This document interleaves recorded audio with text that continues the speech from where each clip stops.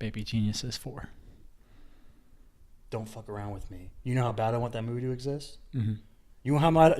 Do you know what I would give with the original cast? Do you know what I would give of my physical self to get Baby's Day Out 2 made? I'd cut off a finger for that movie. Okay. When you say like, you know what I would give I would of my sweat. physical self, I would that's sweat not to where make that movie That's happen. not where my head goes. That's because you're dirty. Yeah. I would sweat to make Baby's Day Out 2 happen. It got teased, bro. You would sweat? It got teased, bro. It did? I mean, like, I'd work really hard to make it happen. Dude, at the end of that movie, the baby reads a new book. Baby goes to China.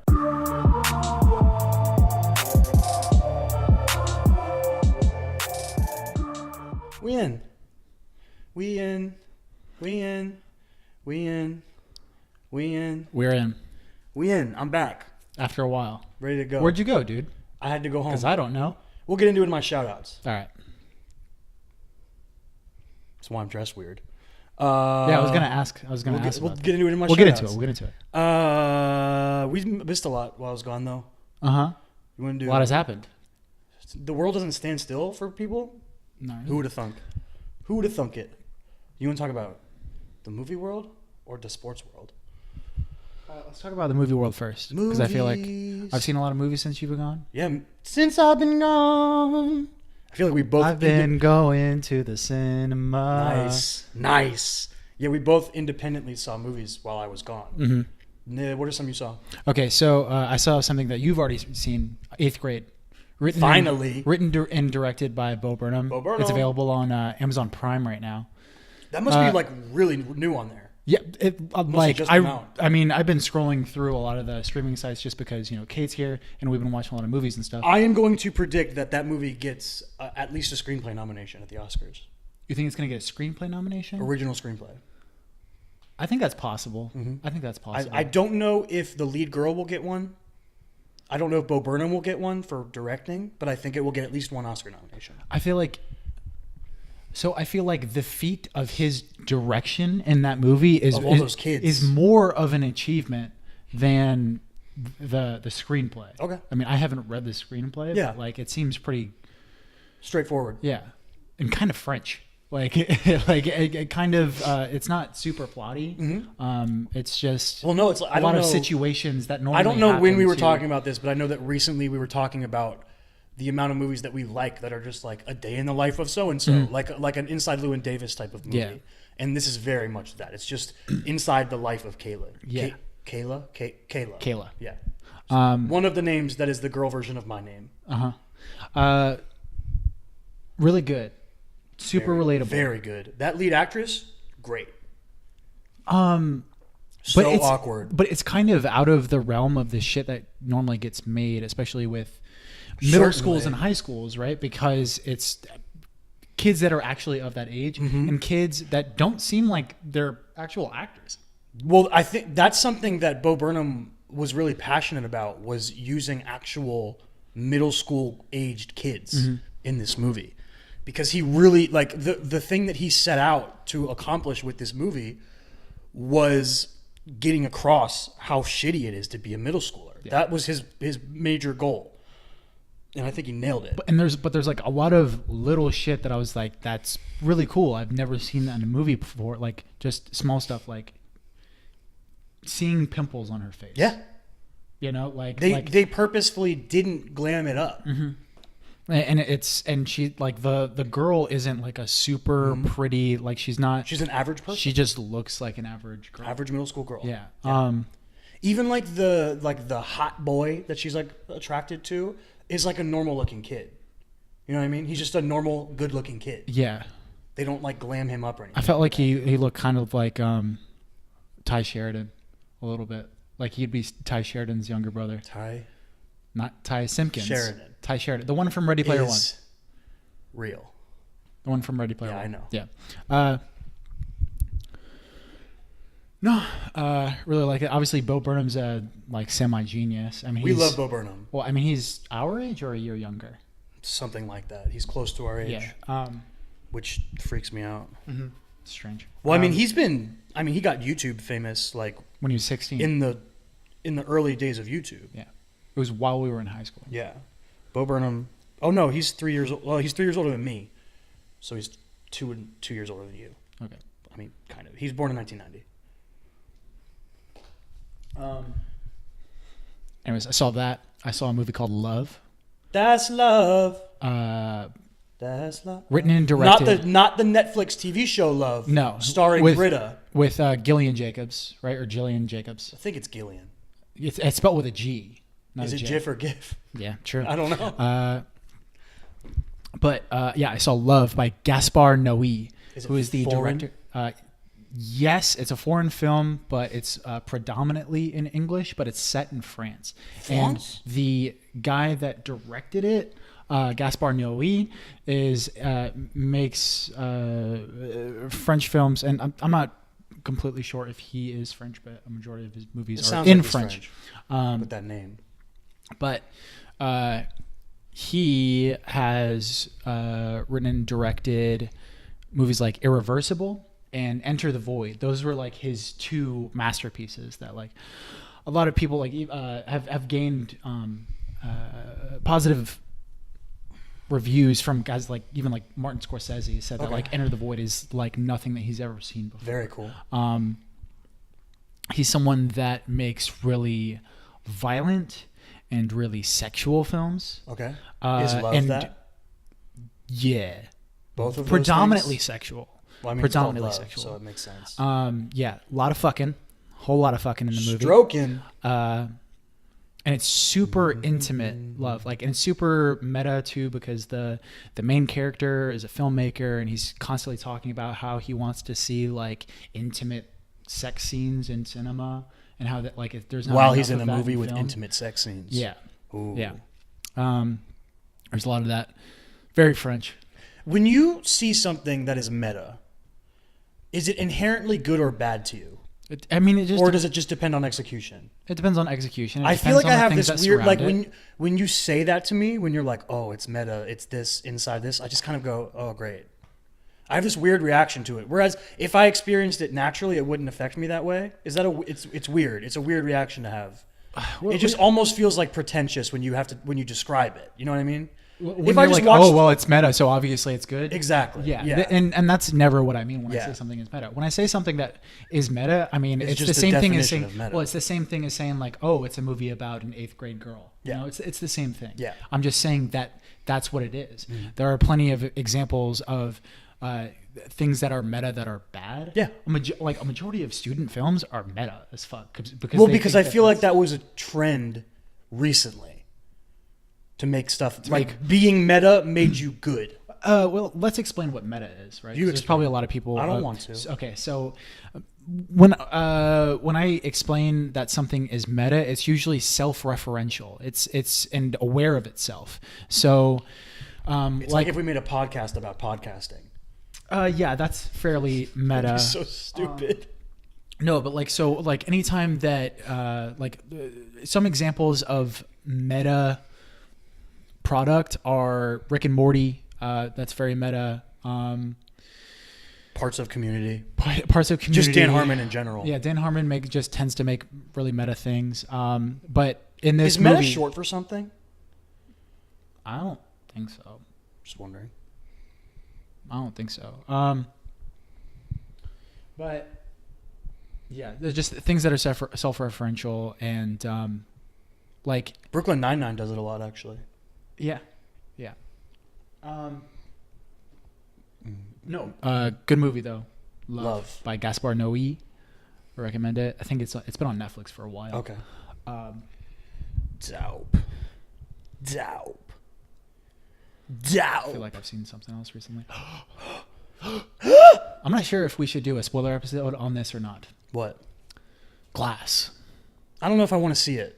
It's a lot of work for me to see it because I haven't seen Split. So the like third for movie us to do a spoiler episode on Glass, I'm gonna have to see Split first. So the third movie that I've seen worth it. is Glass, written and directed by M. Night Shyamalan, and starring Bruce Willis, James McAvoy, Samuel L. Jackson. That's all that matters. Yeah, those are the main. But what's the girl? Anya Taylor-Joy. Good pull. Yeah, good pull. She's also in The Witch. Mm-hmm. Yeah, I could not think of her name. I got you, dog. Yeah, so she likes Glass. directing. You know that? I saw an article about Glass, about how M. Night during the process of making, I think it was either Glass or Split. I think it might have been Split. He would have her just like shadow him, and he would like set up shots and stuff, and then he'd be like, okay, now like, tell me your thoughts on the way we set this scene up, or what would you change, or what am I doing wrong, as a way to like try to help her get into directing. What if the entire time she was like, well, first I would fire you, like joking around. On Split though, people like Split, and like M. Night Shyamalan's like, oh, you're so funny, and she's like, you're no, cute, but really. Okay, so my thoughts on some of my thoughts. I mean, we can go into more in depth with this because I went through a whole spiel last night, like a 30-minute spiel with my girlfriend, talking to her about Glass and the subsequent quality of the movie dropping with each subsequent movie. So I love Unbreakable. We both love Unbreakable. The Unbreakable first movie of this series, because it's not even trilogy. Yeah, the surprise trilogy. Because so Unbreakable came out a decade ago. It's been a very long time since it's come out. But I loved Unbreakable. Yeah, still one of my favorite movies of all time. Split came out and could have been its completely own movie. Dude, Unbreakable came out 18 years ago. 18 years ago. Wow. So almost 2 decades. So Split came out, and it could have been a completely separate movie, but it got pigeonholed into being a sequel for Unbreakable. And I mean, to me, it wasn't really necessary. But now this movie is, both of these movies combined, the characters of each movie is combined. Basically, to have Bruce Willis and Samuel Jackson get smushed with James McAvoy. And it's crap. It's a crap movie. Hot take. Not really though. I mean, okay, so it's like a lukewarm take. Critics are reviewing it as like it's like in the 30s on Rotten Tomato, and the audience is saying that it's like 74%. So, if you don't deem yourself a critic, if you feel like you're more of a general audience member, which is there's no problem with that. There's no issue there. Like you're not inferior because you would deem yourself a generic audience member. I mean, like there's a lot of times I wish I was that way because I could enjoy movies more, and I don't like disliking movies, but especially when some things like Glass come out. And what's up? I really like when a movie is panned by critics. I like reading the critics' consensus because whoever writes those things can get real snarky. Yeah. Not on this one. It's kind of boring. Right. I was hoping it would be snarky. Yeah. There's certain things to enjoy. I'm not sure. James McAvoy is probably good again. I can't recommend it. Dang. Is James McAvoy good again? James McAvoy is good again. If you enjoyed his performance in Split, then you will like this movie a little bit for that, but don't. There's a modicum of. Well, you said it's a lot of his character. So the most screen time that you get for one actor is James McAvoy. He is predominantly shown throughout the movie, but you don't get as much of him in this movie as you do in Split. Yeah, obviously.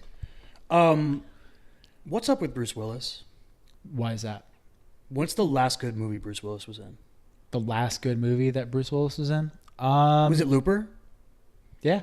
I think it was Looper. And Looper was 5+ years ago. Right. What's up with Bruce Willis? Yeah, but he's not like Samuel L. Jackson where he constantly works, right?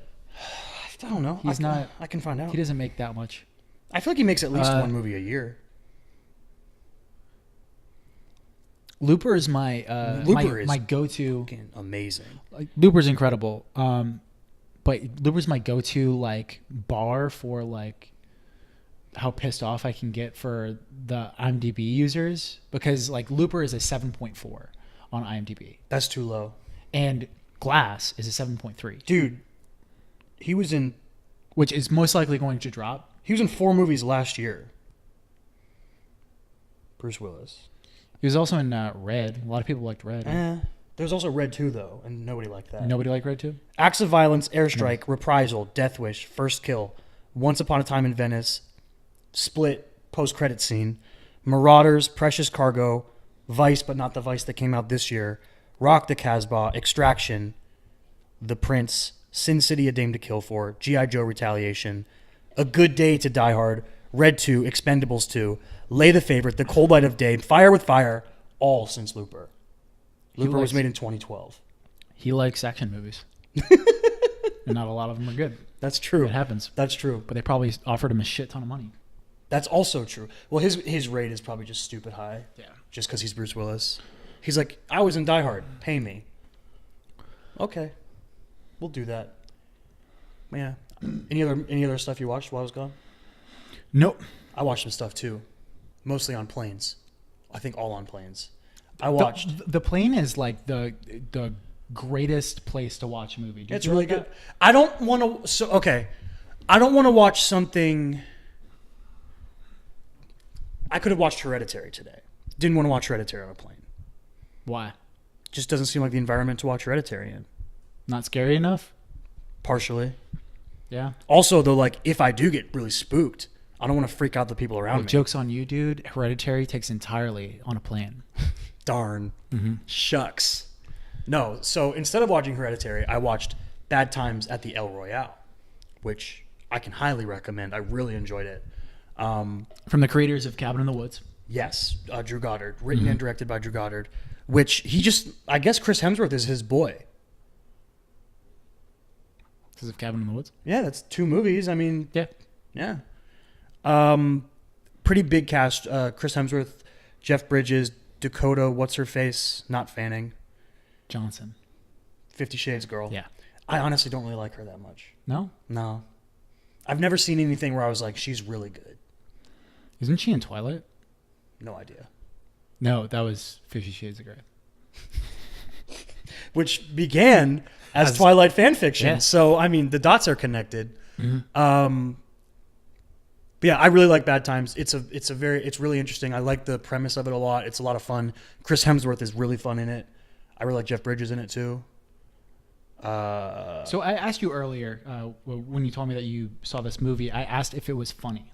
Yeah, and you were kind of like, because it's not. It's not a comedy. Now, but like, there are things that are. Is there that can be taken as funny? Are there like undertones of comedy throughout? Not like in the way. Cabin in the Woods. Not in the way that I think you're thinking. Right. Because I think I know what you're thinking of. I haven't seen Cabin in the Woods, but I think I know what you're talking about, sure and it's how not much you're that. gonna like Cabin in the Woods. I don't know how much I will either, but I still haven't seen it. Your enjoyment of Cabin in the Woods is like directly correlates to how much horror movies you watch before. because it plays on the tropes of and horror if you don't movies. already like that genre, then you might not catch a lot of the stuff that Cabin in the Woods is referencing. Yeah, but you might also like it more than you would that normal genre because it's subverting it. Exactly. Hit or miss. You'll never know until I see it. Yeah. I want to see Cabin in the Woods. I just haven't. I know that the ending of Cabin in the Woods is really weird or something like that. I don't know what happens, but I know that the ending is weird. Cabin in the Woods is fucking bonkers. Yeah. Yeah. But yeah, highly recommend Bad Times at the El Royale. I feel like Drew Goddard is like, if a Drew Goddard movie is coming out, I want to see it. I feel like he has a good track record. He was involved with Daredevil, right? Mm-hmm. Mm-hmm. No. Yes, he was the showrunner for season 1 of Daredevil. Okay. Yes, and then did he do Deadpool? No. Who did Deadpool? I'm in the show. Drew Goddard. He did The Martian. He did Lost. He's a baller. Yeah, I'm not going to go through all this. Okay. Anyway, Drew Goddard's dope. I also saw Uncle Drew. Uncle Drew's fun. I'm looking forward to that movie. Uncle Drew's a fun movie. Once it's streaming, I'm not even sure if it's streaming yet, but I don't know. Saw it on the plane. Was it a delight? I feel like that movie would be a delight. I'm not even saying that sarcastically. I don't know if it was a delight as much as it's just fun. You know, it's Yeah. really goofy. Yeah. Reggie Miller is a horrible actor. The Shaq is a better actor than he used to be. Okay. Better than Kazam. So you've seen Kazam, when I was younger. right? And even as a kid, you're like, "What the fuck is horrible. this guy? What is this?" Yeah, guy and doing? like I've seen like clips of it like recently, and it's like that's real bad shit.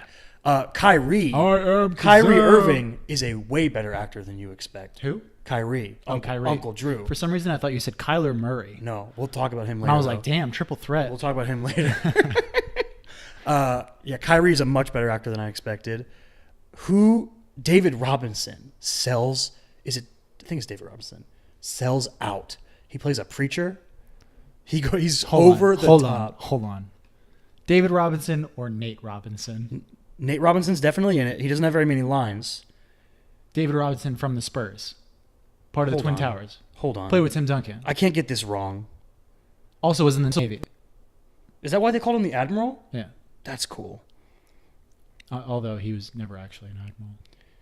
I mean, I don't. Oh no, I'm sorry, Chris Webber. I don't know why I said David Robinson. I'm an You're idiot. racist. Chris Webber. It's super over the top, but it's a lot of fun. He plays like a preacher, and he's always talking like this. He's doing that all the time. Like a Coming to America, like yeah, kind of. And he's when you meet him, he's like doing a baptism. He's gonna like dunk a baby, like straight up, like he's gonna like dunk the baby. Yeah, it's good. So stupid. It's fun. Yeah, it's fun. Yeah, Uncle Drew's a lot of fun. It's silly and like if you're like I watch film. I like cinema. You won't like it, but it's fun. It's the basketball scenes. And there's some dope basketball scenes. Okay, good. And Aaron Gordon's in it, so go Magic. I heard that they hired a guy to like do the plays, like to choreograph the plays that had like no basketball fucking experience whatsoever, and everybody on set, like all the NBA players, were like, "Bruh, we're professionals. Why would you do that? Yeah, you don't. We are need to professionals. do that. We don't need you." Yeah, dude, they're running started, like pick and rolls, and like there's literally a part where on the court, Uncle Drew is talking to Shaq's character, who they just call him Big Man. Mm-hmm. Uncle Drew's talking to Big Man, and he's like talking about what to do in the pick and roll, and Shaq won't listen to him. Mm-hmm. It's funny because like the part of the plot of the movie is like Shaq is mad at Uncle Drew. Mm-hmm. It's something they need to resolve. So Uncle Drew's a lot of fun, and I also saw 2 more movies while I watched a lot of stuff on the planes because it's like 18 hours of flying or something like that. So I also watched Juno for the first time. Loved it. Loved Juno. I'm a big Ellen Page fan. Juno, written by Diablo Cody, directed we were talking by about this earlier. directed by Jason Reitman, who we were going to bring up. Yeah, for sure. Juno. Because we were talking about Diablo Cody and what else she had done. Young adult, Tully, Jennifer's Body. Yeah. But yeah. But I didn't know. All I knew about Juno is that it was about Ellen Page being pregnant, and then Michael Cera was in it with her. That's all I knew about it. And I was already like, I want to watch that because I really like Ellen Page, and it's just it's a fun idea for a movie. Right. It's in my wheelhouse of like coming of age kind of stuff, but kind of off kilter. Mm-hmm. I love that kind of like Edge of 17 kind of movies and stuff like that. But I didn't know that like Jason Bateman and Jennifer Garner were in it. I didn't know J.K. Simmons was in it. Any of them. Like the trailer played on the plane. I was like, oh, I'm watching this, and I loved it. I kind of thought while I watched it. So like Diablo Cody wrote that movie. How much do you think Ellen Page being Ellen Page played into that character? Like the weirdness of the character and the references that I have no idea what she's talking about because it's like weird indie music that I don't know and weird indie horror movies I don't know about. I don't know how much of that is Ellen Page just bringing things to the character herself and how much of it was given to her. How much do you know about Ellen Page outside of the movies that she's been in? I know that she's a big time like civil rights activist and that she's like an out lesbian and she's like super passionate about that stuff. Mm-hmm. I mean, that's basic. Like I follow her on Twitter and that's basically all she ever tweets about. Right. But she doesn't tweet a lot. But like, I feel like my idea of Ellen Page is kind of rooted in the character she's played. Especially Juno, because that was her coming out party. Like, what was she in? X-Men. She was in X-Men before. I think so. Okay, I think so. Because she was really young in the first X-Men movie. She was. She's Kitty. Kitty, yeah. Kitty Pryde. But that wasn't until like X3, right? X-Men 2. Okay. Bobby makes the weird little ice sculpture. Wait, is that Rogue? I can't remember. That's Rogue, I think. Maybe it is not till X3. She might have been in Juno first. I might be wrong. Inception was definitely later, though. But there's also more personality in Juno's character. For sure. Yeah. What was the other thing I saw? Oh, okay. I saw Teen Titans Go to the Movies. Talk about it. I said this to you in the car ride home from the airport. I've never like simultaneously loved and hated something so much at the same time. Why is that? Because while the movie is very good, the movie is really witty and funny. It has really catchy music. It's a lot of fun.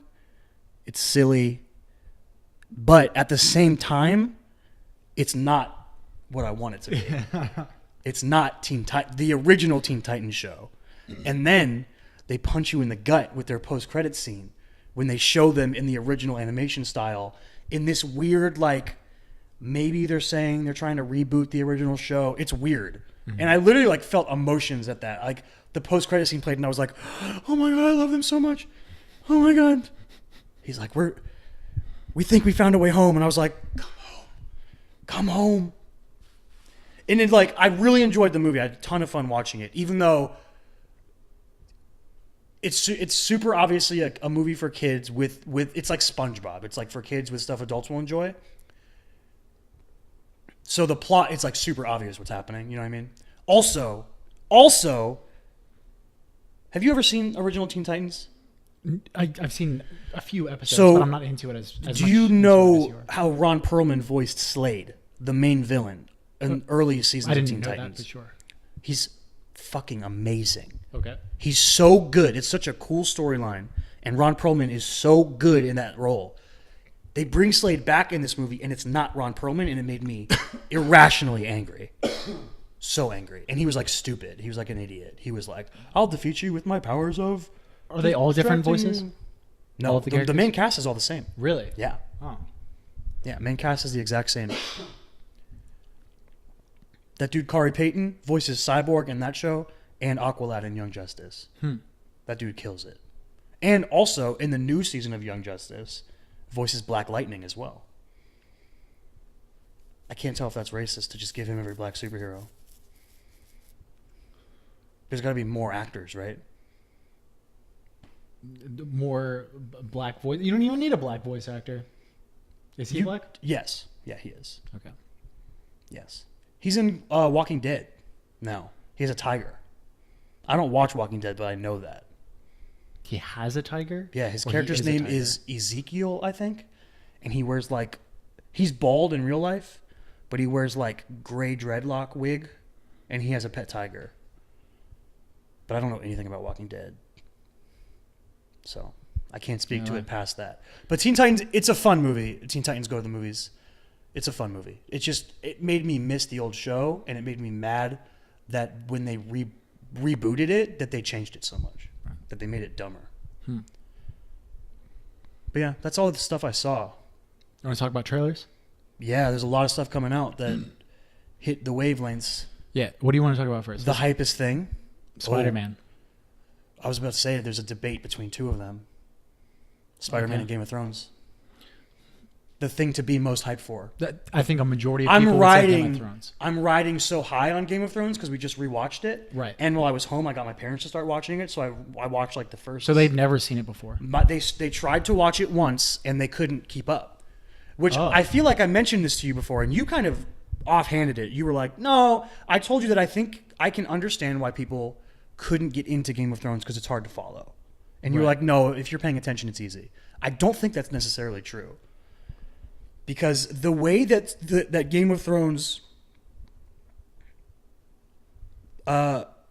conveys its information that you need to know is so subtle. They're so subtle about things. They're never just expositioning you information because that's not good. That's not good dialogue. They're never spoon feeding you. Yeah, never. You have to pull context clues and you have to understand motivations of characters and stuff. But the difference, though, like I would say that Game of Thrones is a very easy show to understand as far as the conflicts and what people want. Dude, my parents couldn't even keep up who's who. And I can't keep up with who's who. You know at least the main families. I understand that there's... It literally took me until It's also the second time that I've watched it. Yeah, it literally took me until like the 5th episode to get my dad to understand like the difference between the Blondes, the Targaryen family, and the Lannister family. Like, it was like... It's hard to follow. It's hard to get... I feel like if you watch with subtext... With subtitles. Subtitles? Yeah. I feel like that would help people. Yeah. But... Just because of accents and weird names and stuff. So I understand where you're coming from as far as like you're saying like it's hard for people to follow. It's hard for me to follow. Yeah. The first time you watch the Game of Thrones, for sure. I'll never say that like it's like, oh, like you'll pick up 100% of the information. No. I'm saying that in order to enjoy it, you and the threshold for you to follow along in order to enjoy it is very low. That's what I feel. I agree with you long term. I think season 1 might be the slowest season though. In terms of getting to the meat of things. You know what I mean?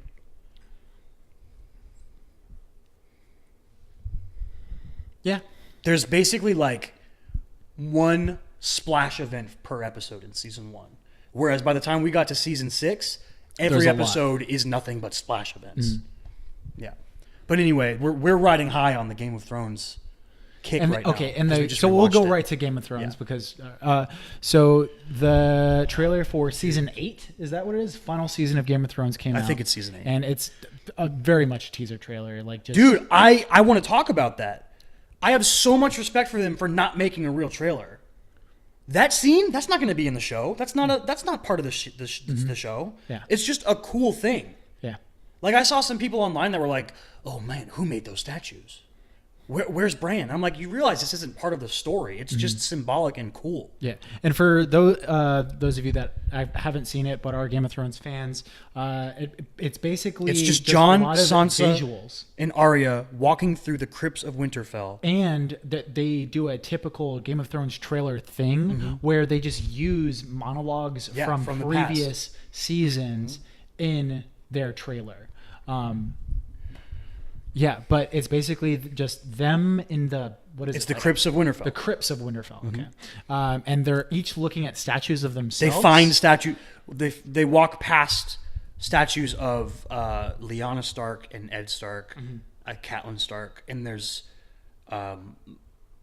dialogue from past seasons that represents the theme of the upcoming season and the character of the statue they're walking past.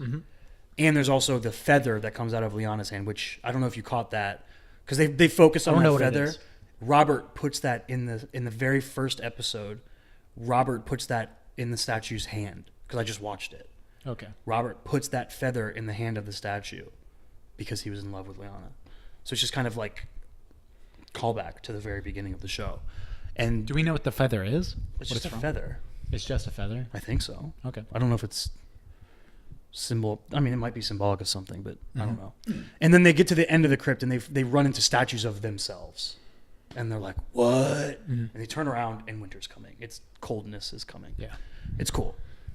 I have one question. I got real hype seeing Jon and Arya both pull swords next to each other. That got me real hype. I was like, oh, let me see that. Okay, so I have this question for you, right? So it is Jon, Arya, and Sansa all down there. Yep. Right? Now, Jon and Arya are the only two with swords. Does it bother you that Sansa does not have a sword? She doesn't know how to fight. No, that's not her character. But she's got it. There already has been set. I'm not arguing this either way. Yeah. Like I don't really care. I find it interesting that she doesn't, and obviously it's a choice that she doesn't. Yeah. Right. She's so tall though. She's so tall. She's so tall. She's got reach. Yeah, she's got length. She's just gonna length. She's just gonna outbox. Yo, John Hammond would walk into those crypts and he would draft Sansa. So fucking stupid. All right. But there's already been a precedent set as far as like everyone needs to learn how to defend themselves once winter comes. Correct? You're talking about physically. Because I think Sansa has learned how to defend herself. Right. I think that's the point of her character, is how much she's grown, especially in like the last 2 seasons.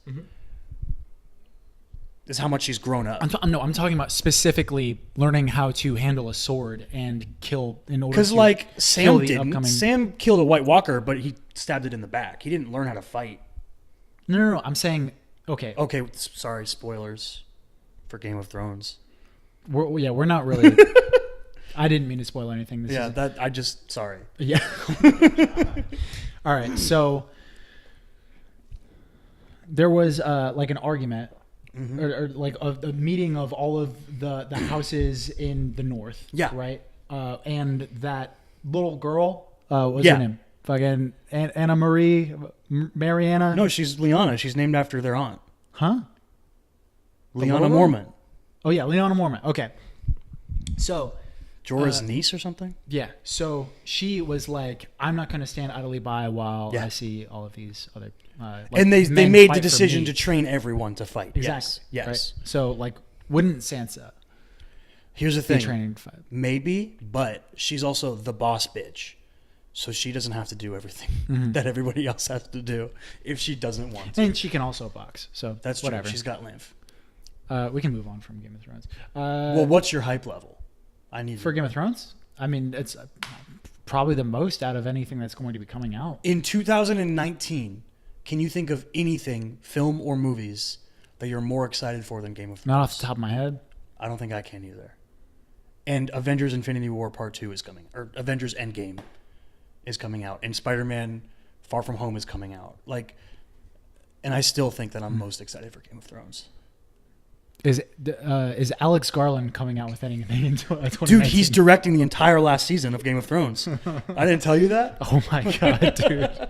Yo, what would There's you gonna be do? robots in Game of Thrones? What would you Fuck do yeah. if they announced a Game of Thrones spin-off that's set 10,000 years in the future, created by Alex I Garland? mean, that would be ridiculous.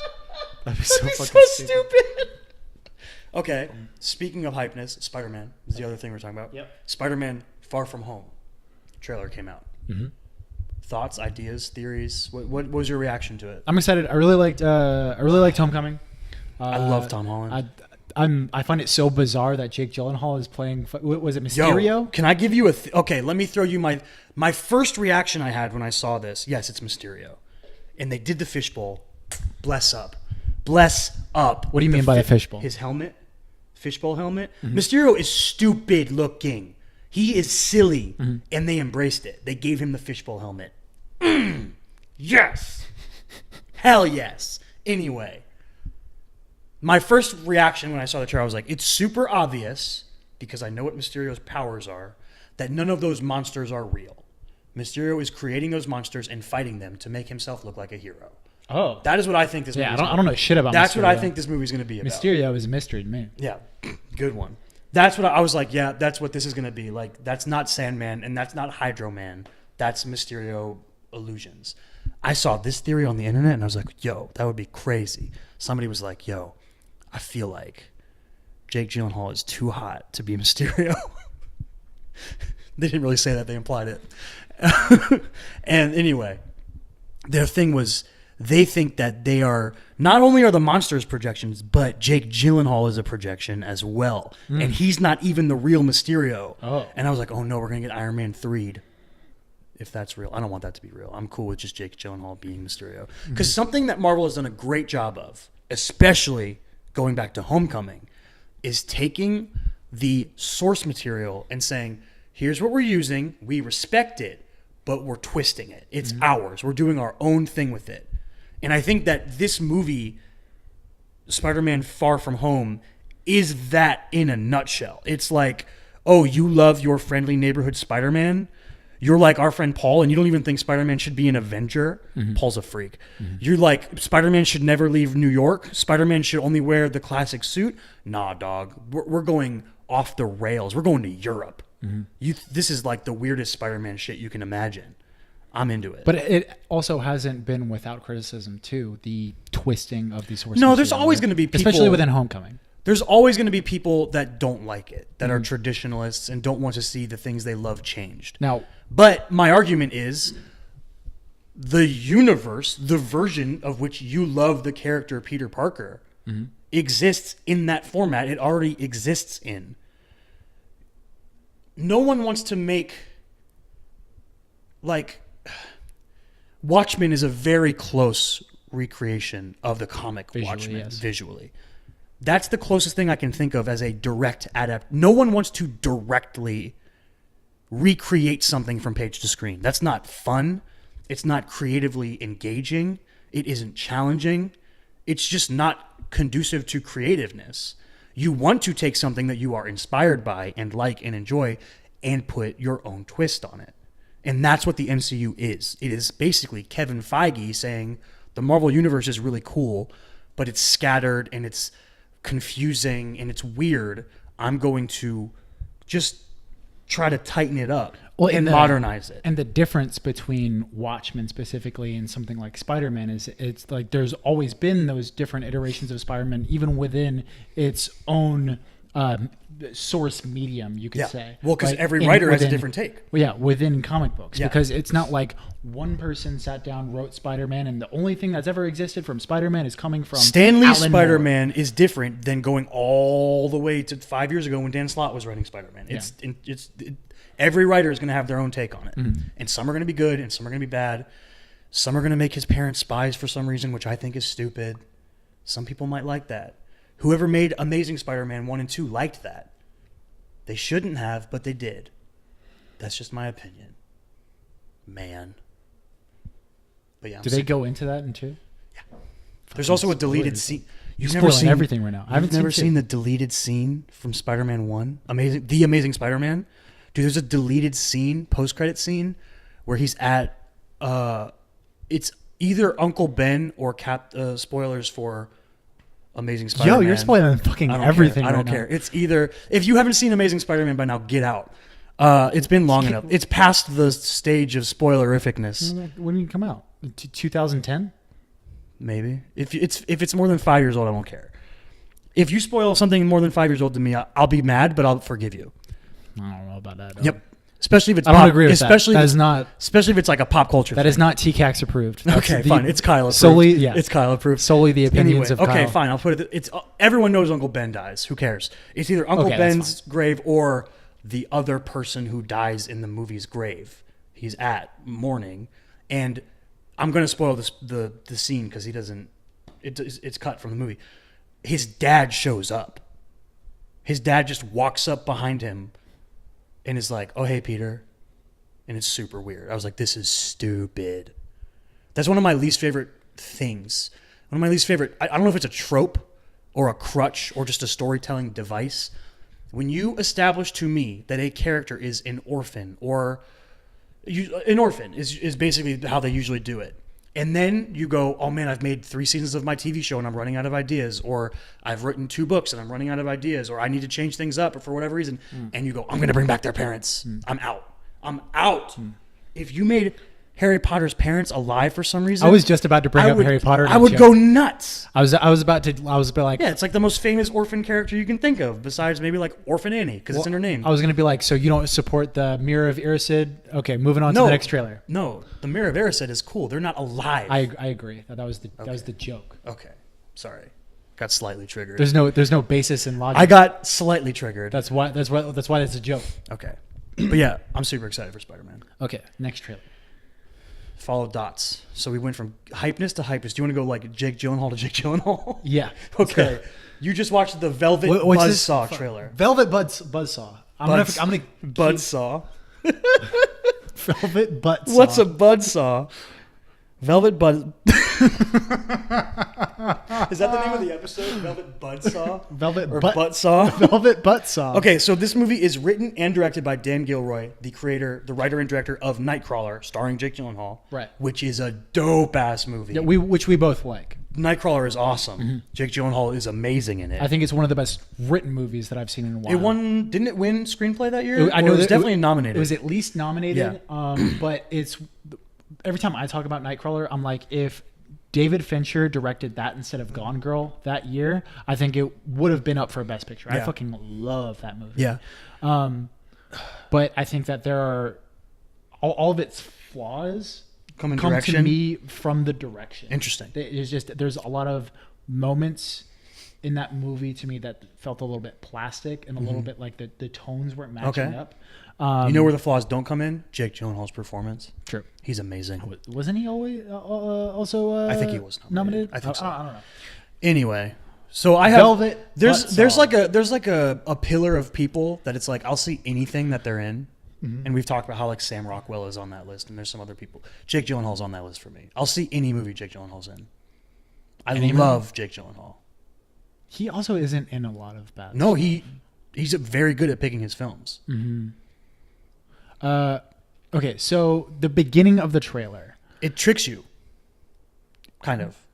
It hides the fact that it's a horror movie. Yes, it does. It does. It has like a. It makes it look like a weird drama. The trailer where Jake Gyllenhaal's itself, playing a weirdo. The trailer itself has like a dusk till dawn kind of thing in it, where like literally halfway through, it's a completely different movie. Yeah. It's like, look at this weird movie where Jake Gyllenhaal's an art critic. In the beginning of the trailer, I'm getting like nocturnal animals. Which also has Jake Gyllenhaal. Have you seen Nocturnal I have not. Animals? But it's very like high class. It was fucking directed by Tom Ford. Yeah. So, you know, like it's very steeped in the bougie. Bougie. Yeah. Steeped in the bouge. What is it? Nocturnal Buzzsaw? God damn it. What's it called? Velvet Buzzsaw. Fucking. Because, like, you paint on the velvet canvas, but it's a buzzsaw because it's a horror movie. Because it kills you. Because it kills you. Okay. Spoilers for the trailer. So it turns out to be a horror movie, and these paintings are killing people. It's cool. It's a cool idea. So visually, it's very easy for that to be really engaging. Yeah. It's pretty cinematic. Those monkeys, dude, I'm scared of the monkeys from the trailer. I'm also, but I have a strict no chimp policy. Dan Gilroy is someone who's written really well. We already have a precedent that's been set. We have an example from him with Nightcrawler that like he can make a movie that's very to the side, very original and very interesting and compelling. There's a lot of drama in Nightcrawler when it could have been really hard to do with its subject matter. Dude, he also wrote Kong Skull Island. Weird. So, which is also good. I like. No, I really liked it. Yeah, it's just weird.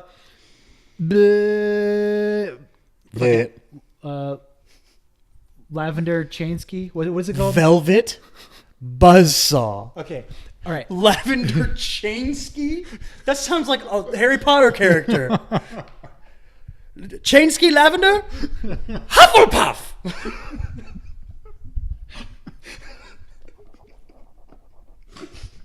That's such an Hufflepuff character.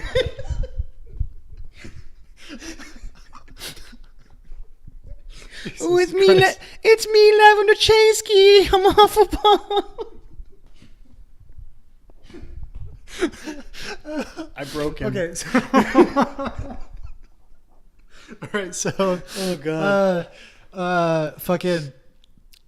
It looks interesting, but in the hands of someone else, it like. What if David Fincher directed it? No. I'm not saying that like, oh, David Fincher should also direct this one, like, because Dan Gilroy is not a bad director.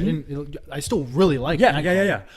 So I'm not. It's not like, oh, well, I wish he wasn't directing. Are you this. basically saying that because Dan Gilroy is directing it, you like, are holding back a little bit? I'm saying that like it's such a bizarre idea that it could end up being like fucking Maximum Overdrive. Okay. Do you know what Maximum Overdrive is? No, but from your tone, I figure what's happening. It's the only movie that Stephen King has directed. Oh, because wait, what? Straight garbage. It's bad.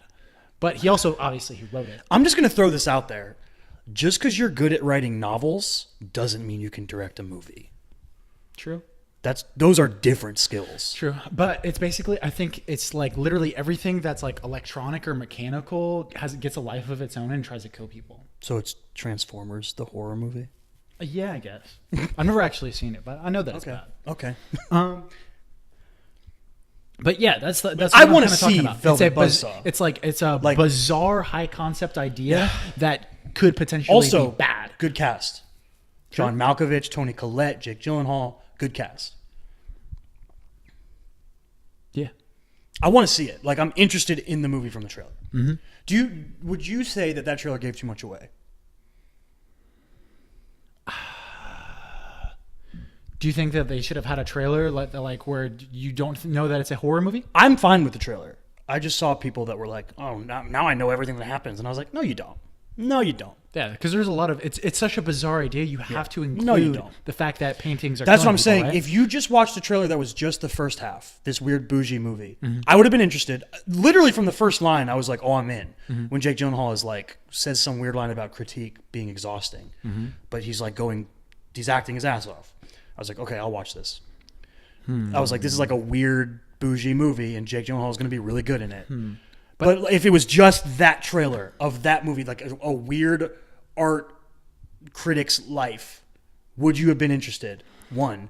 2, would you then be like thrown or upset when that's not what the movie is? You know what I mean? I probably wouldn't have been interested if it was just like an art critic where we're like, this is unoriginal and he has zero bravery. Like that would have been whack. I wouldn't have enjoyed that. Yeah. So I probably wouldn't have watched it at first. But when you found out, other people would have been like, "Oh, Jake Gyllenhaal movie, I'm gonna watch it," and they would have watched it, and word would spread. And then word would have spread, and there would have been reviews coming out from people being like, "Yo, this movie takes a fucking left turn, and these paintings are killing people." To you, whatever. Right, so you could have had a kind of sorry to bother you. That's a good example of something that's sort of on the other side, where you have a whack-ass twist. I'm not spoiling anything. I didn't know there was a twist in it. I've talked to you before about how whack it is, right? Yeah, you told me it's crazy. Yeah, it's crazy. Sorry to bother. I haven't. You can tell anything, from the trailer that it's crazy, though. But you can't. You're not going to be able to guess the twist. Okay, she's a boy the whole time. Sleepaway Camp. No, but that's a movie that, like, you know, potentially maybe I wouldn't have watched it at first, you know, like, but then I heard from a lot of people, like, there's something so whack that, like, you don't want to talk about it. So, paintings killing people probably seems like it's a little bit more ingrained into the plot than something for sure. like that. So who knows? And I also know that Dan Gilroy is such a good writer that just because we know that the paintings are killing people, that's not going to spoil our experience. You're not going to know what's going to happen. How much influence does a cast have on you for seeing a movie? I feel like it has more effect on me than you. Yeah, I don't. It has a lot of also effect on more. Me. Like, if I, one, really enjoy an actor, and two, know that actor is good at choosing roles, I'll see the movie. Like, I will want to see the movie. Or if it's an up and come, like Sorry to Bother You is a really good example. Tessa Thompson picks really good roles. Lakeith Stanfield, up and coming actor, I really like, so I want to see that movie. Right. No, I do get excited, but I'm more excited when for the auteurs, you know, like the writer directors that like, oh, this is their new or good premises. Premises. Premises. Or if like the people that I know this thing, then and they explain it in a way that's interesting to me, then I might be more interested in it. But for the most part, it's always like the creators that have already proved themselves to me. That's why, like, Alex Garland, anytime that he makes a movie, I'm going to be. Well, that's like when the whole world is with Christopher Nolan now. It's like you've earned it. You know what I mean? Yeah. Okay. We talked about Jason Reitman earlier, so that'll be our next dot we connect. Gotcha. Jason Reitman was just announced that he is directing Ghostbusters 3. Ghostbusters 3, the sequel to Ghostbusters and Ghostbusters 2, nothing to do with Ghostbusters that came out a couple years ago with the female cast. Yes. There is no confirmation that any of the original people are going to be in it. They just want them to be. They're like, we hope Bill Murray's in it. We hope Rick Moranis is in it. Okay, we also have to chill out here because we don't know that this is Ghostbusters 3. Yeah, we do. We do. Yeah. On IMDb, this is titled as Untitled Ghostbusters. Oh, I saw an article that was like Ghostbusters 3. This is Ghostbusters 3. This is a sequel to Ghostbusters. But just because an article says it doesn't make it true. On IMDb, it says Untitled Ghostbusters. But it was like it was from Jason Reitman. Like a quote from Jason Reitman. It was a quote from Jason Reitman? Almost positive. Okay. But we need to be careful here because we're not sure that it's Ghostbusters 3. On IMDb, it says Untitled Ghostbusters Project. Yeah. Okay. What do you think of the trailer? The trailer? The teaser. Okay, I feel like I don't have a really sentimental connection to Ghostbusters. I don't really care about it, to be honest. I think I saw Ghostbusters once when I was a kid. Okay. I wasn't up in arms when the Ghostbusters came out a couple years ago. I don't know if I've ever seen Ghostbusters 2. Really? I don't know. Huh. I couldn't tell you what happens. There's ooze. Oh. Yeah. Are there ghosts? Is Bill Murray there? How'd you know?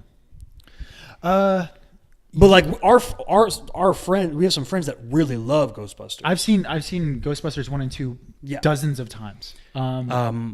So like this, I just think I'm more into the idea of like Bill Murray being in stuff with his old friends more than anything else. I'm like, heck yeah, dude, Bill Murray. I'd go back and watch the original 2 before this came out. But like, I think it's cool. I think it's fun.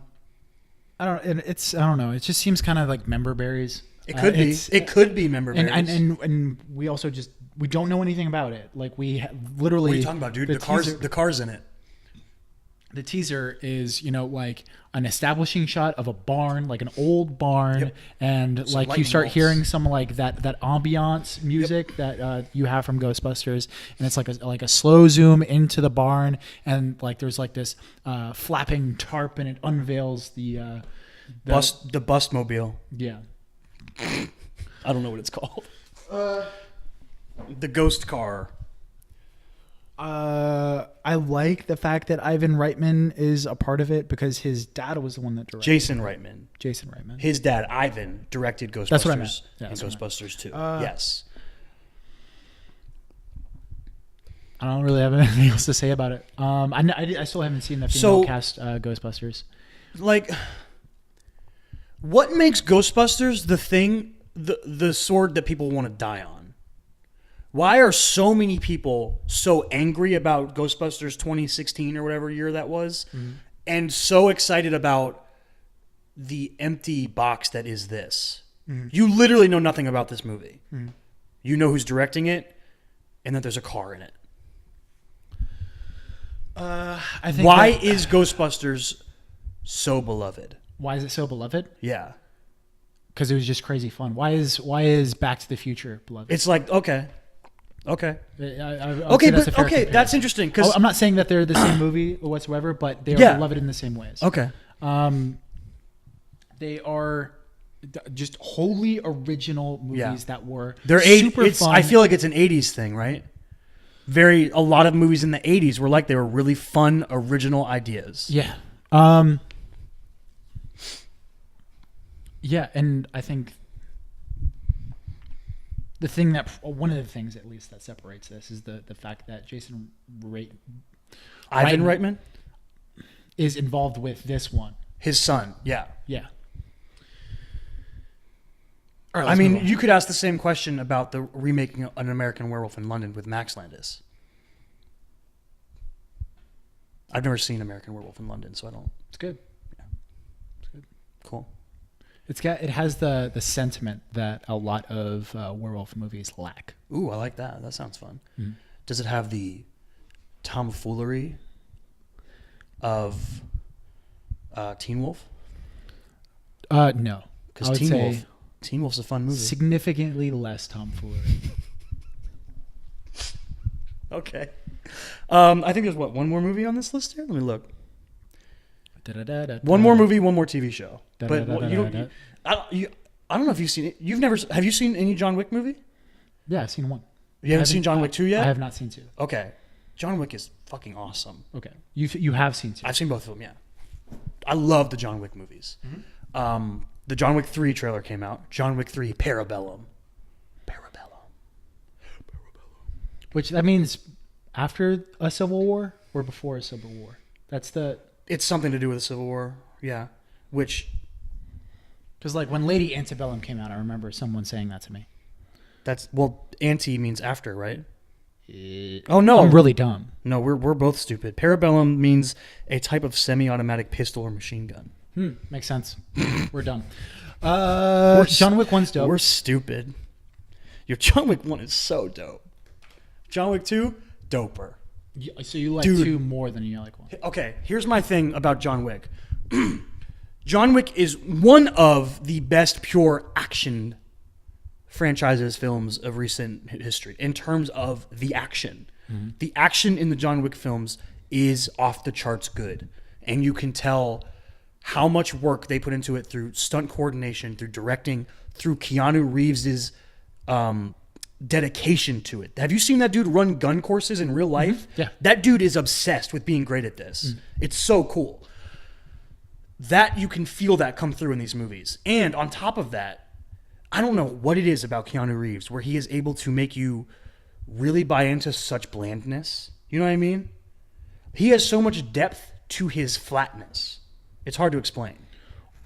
Well, I mean, I feel like I've talked about this a little bit before about like your locus of identity and how you're able to extend that easier onto a blank slate. That's why like Keanu Reeves is the prototypical actor to put in something like The Matrix. Yeah. You know, in a huge Because tentpole everyone series. can make themselves feel like Neo. Exactly. Everyone can feel like John Wick. You don't want Daniel Day-Lewis in that role because people aren't going to be like, oh, that's me. They're going to be Daniel like, Day-Lewis. oh, that's Daniel Day-Lewis doing. Or even worse, that's Neo, and no one else can be Neo because Daniel Day-Lewis is playing him. Yeah. Okay, that makes sense. But the thing that I think, so being a great action movie is one thing, because like Mission Impossible Fallout is also an awesome action movie. The most recent Fast and Furious movies are really fun action movies with cool set pieces and fun action. Over the top action, yes, but still really well done and fun.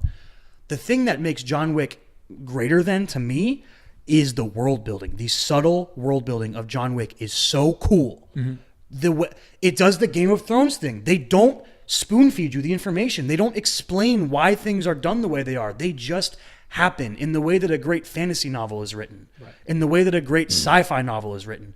You don't explain everything. It's just there because the world is rich and the world is thought out and fleshed out. And that is what John Wick is. And it's really done well. And so I'll go a completely different way with it because I do completely agree with you. I also think that another reason why it's so good is specifically the action scenes. So there is a lot of very clean action that you see in a majority of action movies, right? When you see a guy walking through a hall and he's shooting people, headshotting people, right? And it's very clean, and there's these clean punches and everyone's punching, right? John Wick will have the best versions of that while also having specific parts in their fight scenes where they go like Daredevil. Where they go down and dirty and exhausted and visceral and like it's just like pain. But another one, awkward. Okay, true. So like when he has to throw the gun when he runs out of bullets and stuff like that. Yeah, so when like he has that to throw a gun, or like specifically in John Wick 1 because I haven't seen 2, right? But in John Wick 1 there's a part where he has to stab a guy. Yeah. And he's putting all of his body weight into trying to stab this guy. And it's not this shit. For those of you listening, Chris just reenacted the scene in like 95% of action movies where the knife arm is stabbing towards our hero and he grabs the wrist to stop it. Yeah. Oh, okay. So I accidentally turned my mic off. Whatever. Oh, how the turntables have turned. Okay, so I was talking about the awkwardness of John Wick and how it can have these like really clean action sequences where John Wick is doing everything that he wants to do really easily. And then there's other parts where he has to struggle. Where he's being an efficient killer versus where he has resistance to what he's trying to get done. Yeah, exactly. Like where you have to struggle through things. And that's something that happens in real fights. Yeah. And happens just when you are in a contest. Well, it's like, any form of like trying to physically overcome another human there's going to be resistance. Right. And awkwardness. Yeah. Awkwardness. Like there's just weird shit that happens that's like, oh, okay, like this isn't, it's not entertaining in the way that like a clean action sequence is, but it's still compelling because it seems real. Yeah. And enough of that can make it seem really interesting. But along with that, I feel like John Wick also accomplishes with its writing how dangerous John Wick is, even when he's struggling to stab someone in the chest by the way the world reacts to him, not just the way he reacts to the world. Yeah. Boogeyman. Yeah. Boogaloo. John Wick 2, Electric Boogaloo. You know what his other nickname was? No. Lavender butt crack. What is it? Velvet Buds. You said Buttsaw. Velvet Buzzsaw. Oh my god. You know who's really good in John Wick 2? Who? Common. Oh, Common. Common's dope in John Wick 2. You know who's not? Ruby Rose. Oh, she's not good. No, I'm not a fan. You're not a fan of Ruby Rose? No. I've seen a little bit of Orange is the New Black, and it seems like she was all right in that. But. She's Batwoman now on the CW. Cool. Not really. Oh, it's not. Well, the idea of Batwoman being on the CW is cool. Like, I mean, like, make a Batwoman show. That's tight. Is that already out? She was in the crossover event this year, so like next season they'll make a Batwoman show. But I think they're doing like 12 episodes, something like that. I feel like I haven't seen enough of Ruby Rose to really have a. Yeah. I've seen John Wick too. So, gotcha. All right, one more thing, one more show. But you haven't seen it yet. No. Punisher. John Bernthal's Punisher season 2 on Netflix. Sadly, probably the last season of it because Netflix is canceling all their Marvel stuff. But we were talking about like the visceral action and like the really like kind of embracing the violence a bit. And if you've seen Daredevil season 2, you've seen John Bernthal in action, and it is brutal. Mm-hmm. The dude is hardcore, primal yelling. I think in every episode, at least one time, he goes, "Ah!" At least once.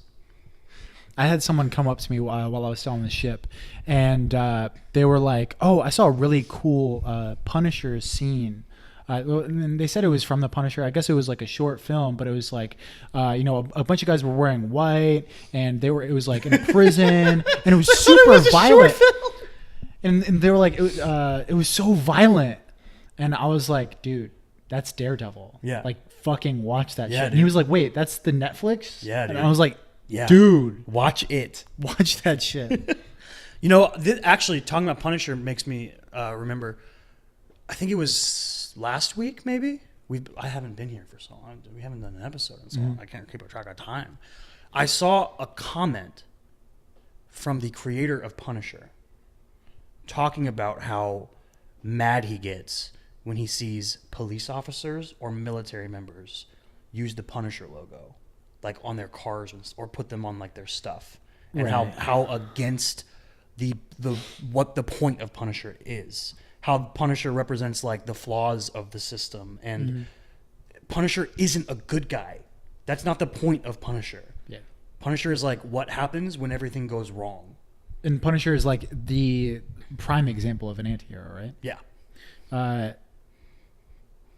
Yeah, I mean, I feel like that's the same thing when, fucking people have like posters of Scarface and fucking projections of Scarface like 24/7 on their fucking people There's a weird misunderstand thing what the movie is actually about, and instead just attach themselves He's to so a character. cool. Attach themselves to the coolness of a character, which it is. Well, it's just like the idea of being a badass, right? It's like, oh, that guy's a badass. I want to be a badass. Yeah. Without thinking about the subtext of something. Right. Which, I mean, I just thought it was really interesting that the dude, like, he basically came out and he, like, condemned, like, any, like, authority figure who embraces the Punisher as a role model. And I was like, yeah, that makes sense. You shouldn't do that. That's not how you should be thinking in your position. Hasn't there like also been a lot of like alt-right supporters of They probably Punisher? Probably, yeah. I saw an article about it, about like John Bernthal being like, well, fuck them. Yeah, that did happen. Yeah, that did happen. Well, it was a thing. I think it was like a gun rights thing where people were like, something about like the Punisher uses guns. And John Bernthal was like, you don't get it, dog. You don't get it. But yeah, I think that's all the film and television things from when I was gone. Want to talk some sporties? Yeah. It's a nice transition. I'm going to throw one football thing at you, and then we're going to talk about basketball because there's a bunch of basketball stuff. Okay. Kyler Murray declared for the draft. Yeah. I thought that was pretty interesting. It is interesting. So he's already been drafted by the Athletics. Yes, the Oakland A's drafted him last year with the, I want to say 7th overall pick in the draft. Yeah, it was like top 10. Yeah, he was a top 10 pick. They guaranteed him a 4th. How many rounds are there in the MLB? A lot. Oh, there's a lot. Really? Yeah, because baseball's weird because then everyone goes to the farm system. No one goes straight to their team. So this is why this gets weird. They guaranteed him a $4.2 million signing bonus. He got it. He got that money. He has that money. He's probably spent some of it. Maybe not though, because all them fucking college people were giving him money too. I don't know if that's true. I just assume at this point that they're all getting paid anyway. Okay. So he's got that $4.2 million. In the contract, it says if he wants to play football instead, he can. He just has to pay back the $4.2 million, which he will get in his signing bonus with his NFL contract. It'll just come out of that. He went to them like 2 days before the deadline to declare. He basically took his time to do his research, talk to people, and be like, hey, when do you think I'll get drafted? How high? And he basically got back. They're like, you'll be a first-round pick this year because this is a crappy quarterback class. There's only one dude who's like a legit first-round guy, and it's Dwayne Haskins. And even him is like, yeah, he's a guy from Clemson, right? Ohio State. No, the Clemson guy's a freshman. Oh, yeah, that's right. Freshman. Ohio State. Dwayne Haskins is like, yeah, you can draft him in the first round. He's got the talent for it, but he's a project. He still might not be ready to start until next year or, halfway through the season or something. Kyler Murray was like, okay, that's cool. First round pick, get that money. He went to the Oakland Athletics and he was like, yo, give me $15 million. Or I'm going to quit. Or I'm gonna declare for the NFL draft. Right. And they apparently had like meetings for like a couple days and they tried to get in at the end of the day, he declared. And I was like, hell yeah. Because she's like, I think he's dope. I think that he's going to be a very interesting case for the future of the position because his biggest knock is that he's tiny. He's like 5'10", right? He's 5'9"3/4. Okay. My height. That, interestingly, I think was it Oklahoma? I think Oklahoma released his official height after he declared for the draft because they were like, because he could have gone back to Oklahoma for one more year if he wanted to, right? Which would have been nuts. Why would you ever do that? Get your money while you can. What if he got hurt? That'd be so horrible. So yeah, they released his official height. They were like, he's 5'9" 3/4, which I think is shorter than Russell Wilson. It's definitely shorter than Russell Westbrook. Yeah. Shorter than Russell Wilson, shorter than Drew Brees, shorter than Baker Mayfield, who are all like 5'11", 6 foot. And still considered pretty small for the position. Very small. Like the prototype is like 6'3" and up. Right. But that's changing because of the new movement of offenses in the NFL and the need for mobility. The thing that's going to be interesting is just through the process of evaluation and people are going to pick him apart and what he's good at and bad at and his personality and leadership qualities, all these things that they do through the draft process. I'm really interested to see where he ends up going, and I would not be surprised if a team traded up into the top 10 to pick him. Because right now, the draft projection, the first 5 teams, which is normally like teams in the bottom 5 need a quarterback, they all have like young quarterbacks or a quarterback already. So there's a prime market for trade-ups to happen. So I'm just really interested to see where Kyler Murray ends up, and I wouldn't be mad if he ended up being a Dolphin. Yeah, you think that's possible? Oh, yeah, we picked 13th. Mm-hmm. That's probably like realistically the range he should go is like mid-teens, early 20s, probably. But do you feel like people are going to reach? Always for a quarterback, always. Right. Blaine Gabbert was a first-round pick. Right. That was stupid. Brandon Weeden was a 28-year-old first-round pick. Brandon Weeden. What? Mm-hmm. It's dumb. Yeah. Like Will Grier will probably be a first-round pick, and he probably shouldn't be. Right. Other dudes. There's a dude from Duke.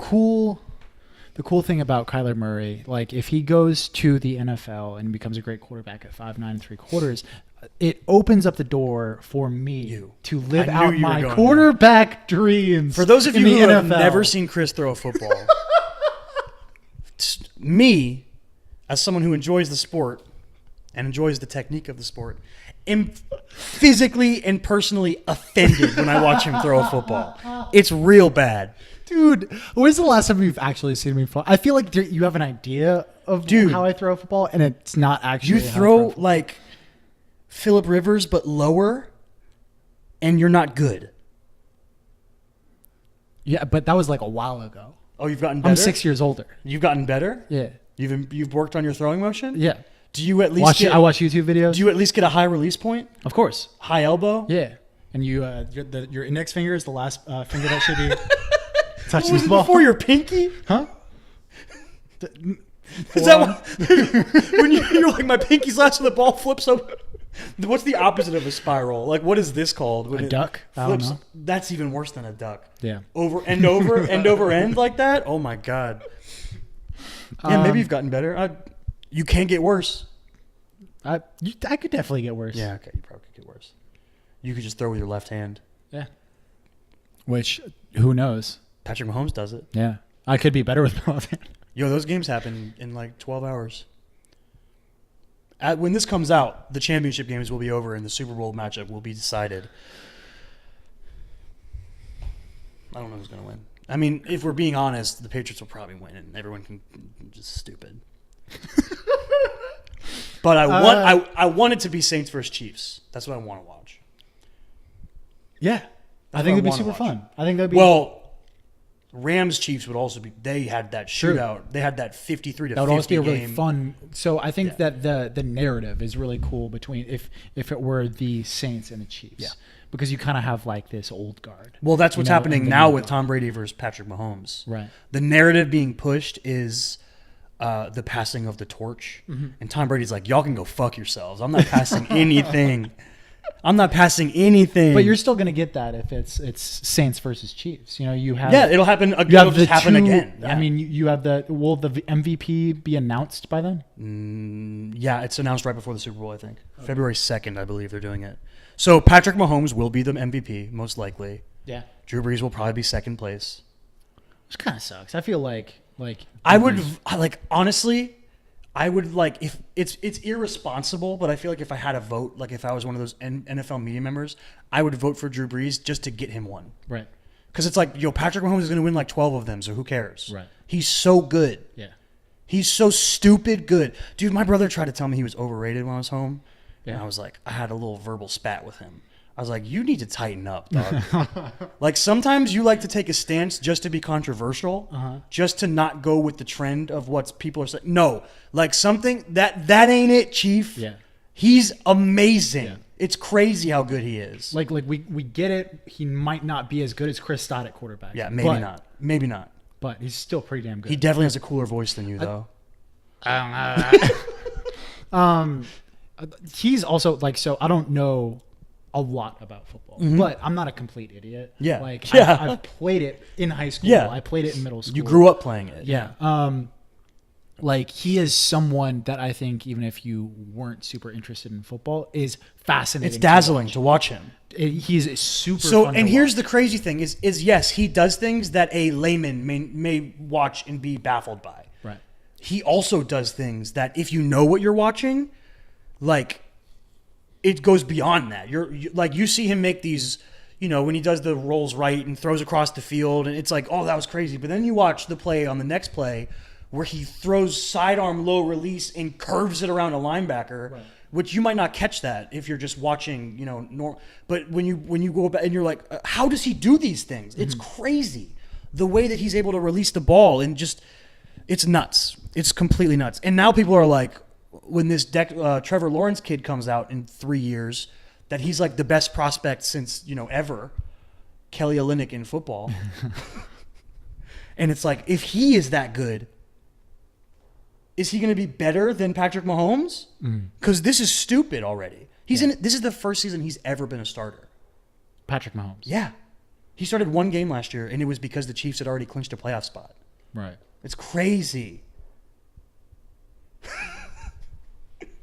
But yeah, the cool thing about the field this year is that it is the 4 best teams. But I do think that the Rams are going to be hindered by Jared Goff. I think Jared Goff is good. I don't think he's great. I think Sean McVay is great, their coach. I think their running back's great, Todd Gurley. I think Aaron Donald is beyond great. He's like the best player in the league. But I think the Saints will win. Mostly because it's at home. They're like literally, I think Sean Payton and Drew Brees are 7 or 8-0 at home in the playoffs. It's like New England Patriots level home dominance. Where is the Super Bowl this year? Atlanta. Oh, yeah, that's right. Why isn't Childish Gambino doing the halftime show? That would have been awesome. Yeah. Come on. Let's move on with some basketball, though. We got a lot of basketball. Gladys Knight is singing the national anthem, though. So that's pretty tight. Yeah. Yeah, let's talk basketball. So, like, way back when, but right when we would have done the last episode by to leave, Tom Thibodeau got fired. And we still haven't talked about that. Yeah. Tibbs, coach of the former coach of the Minnesota Timberwolves, got fired. Which Former people, coach of the I feel Chicago like Bulls. I feel like that movement has been going on for a year and a half. Basically, once somebody looked at their sheets, like halfway through last season, and they were like, Jimmy Butler plays like 39, 40 minutes a game.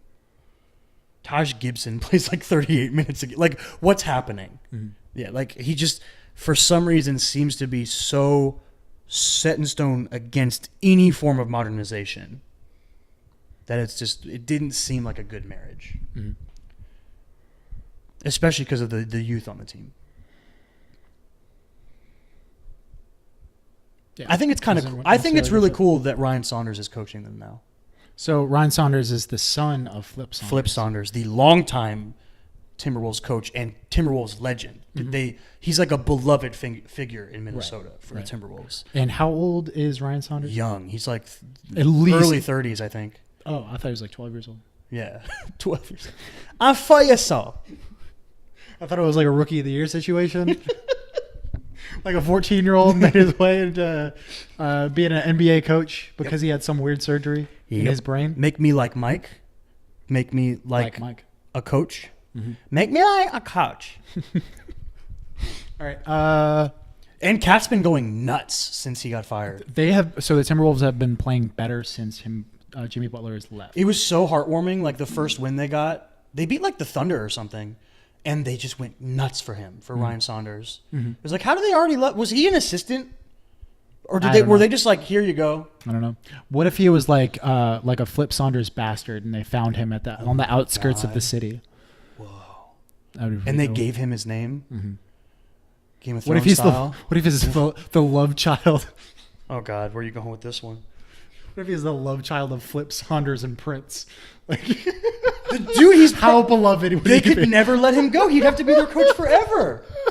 Wow. I'd be disappointed that his name is Ryan. Coach, GM, starting point guard. Like, okay, but like realistically, if you were the love child of Flip Saunders and Prince and your name was Ryan, get out. Right. You need a cooler name. Yeah, like Ammonite.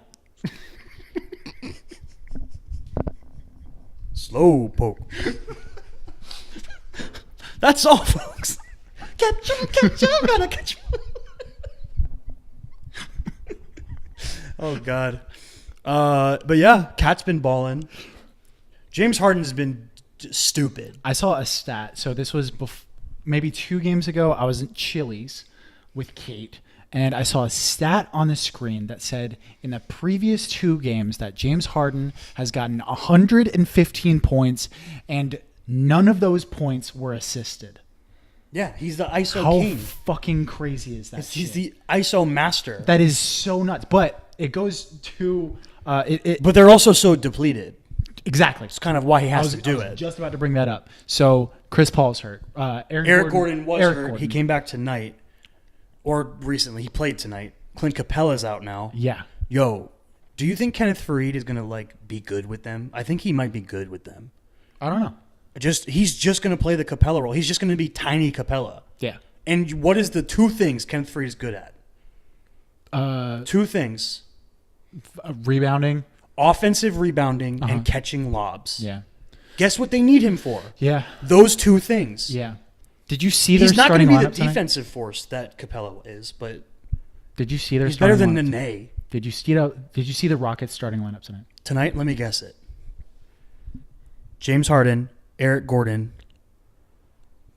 PJ Tucker at center, Austin Rivers, Daniel House. No. Who's the last one? Fuck. They had another. They had three shooting guards and Gerald Green. I forgot who the second small forward was. PJ Tucker and another small forward. I forgot who the fuck they had in there. But 3 shooting guards and 3 small forwards in their starting lineup. They had 6 players in their starting lineup? Huh? 6 players in their starting lineup? I'm sorry. 3 shooting guards, 2 small forwards. Did I say 3? Yeah, you said 3 and 3. 3 and 2. Yo, starting PJ Tucker at center is so crazy. It's so nuts. They won tonight. Screw it. Zubats went nuts. Yeah. I think every one of their centers that played had double digits, except Chandler, but he they played low minutes, and they also he's not gonna score. almost lost to they were losing a majority of the game. Yeah. Lonzo had to get hurt. Yeah, Lonzo got hurt, and then they hit some stupid shots to get to overtime. Also got teched out of the game. Oh, I didn't know that. Yeah. I turned it on with like it was 3 shortly minutes. after Lonzo got hurt, and I'm pretty sure that he was yelling at the refs for letting the play go on after Lonzo hurt his ankle. And they teed him up and threw him out? Yeah. Yo, that's tight. Yeah. That's gangster. Yeah. Why didn't LeBron tweet about that, dude? LeBron, keep me in. Yeah, but hey, Lakers don't have LeBron. Fucking Lakers lost their starting point guard and their coach in the late third quarter, early fourth quarter, whatever it was. But I don't know if you saw like the rebounding stats. They were getting fucking torched rebounding wise. It was like The Rockets were It out was a rebounding bad them? decision, huh? The Rockets were out rebounding No, him? the Lakers. Oh, okay. were Oh, out okay. rebounding That makes the complete Rockets, sense. Yeah. is what I'm saying. The PJ Tucker No, it's fucking insane. at center It's is insane. a bad idea. But the reason, dude, the only other center they have is Nene. Yeah. I like start Nene. What are you Nene. doing? Start Nene. Start Start PJ Nene. Tucker at the 4. Like you need to have a body out there to fight other centers. Like small ball is great, but you're doing more than small Or ball. even at this someone point. like Marquise Chris, you know, like Carmelo Anthony. Carmelo Anthony at center probably isn't. That's not that good. That's probably not that good. Free I don't Melo. Free Melo. Don't free Melo. And they're looking to get rid of him, right, in order to free up the spot for Kenneth Faried. They're trying to see if they can. If not, there's like a 10-day dude they're gonna cut. Okay. Yeah, I don't know. I don't remember what his name was. Anyways, Rockets are not in a good situation. As good as James Harden is playing right now, he literally has to play that good in order for them to It's continue. nuts, dude. They had 15 free throws in overtime tonight. I hate watching them. Regardless, I hate being like that dude that just always is like, wah. Yeah. Because James Harden is so good. Yeah. I just hate watching them. And we have been a little bit like I'm not a lot of it hating James Harden for his play style. No, it's incredible what he's doing. But regardless of the play style and regardless of like how much we don't like actually watching it's like him play, what he's doing is fucking It's incredible. crazy. He's taking He is like the greatest 30, right now. He's the taking best like offensive force. 35 shots a game, like 15 free throws every game. Yeah. It's insane what's going on. Yeah. And he has to do it. It's like when Russell won MVP and had to get a triple-double every game. It's like that. It's like the team is so bad around him at this point that if he doesn't do this, they won't ever win. Could you imagine what would happen if he got hurt? Stinky. Yeah. Stinky. really I don't know if anyone else remembers how to shoot. Because even on top of their injuries, the people that they brought back that are supposed to be playing good, like Eric Gordon, Hasn't been playing that well. haven't this been season. playing well. No. They've been shooting bad. Yeah. So yeah. Except like Gerald Green, whenever he's jumping sideways, hits it every time. He's like Bellinelli like that. Yeah. Fucking dead shot. What else has been going on in the NBA? The NBA.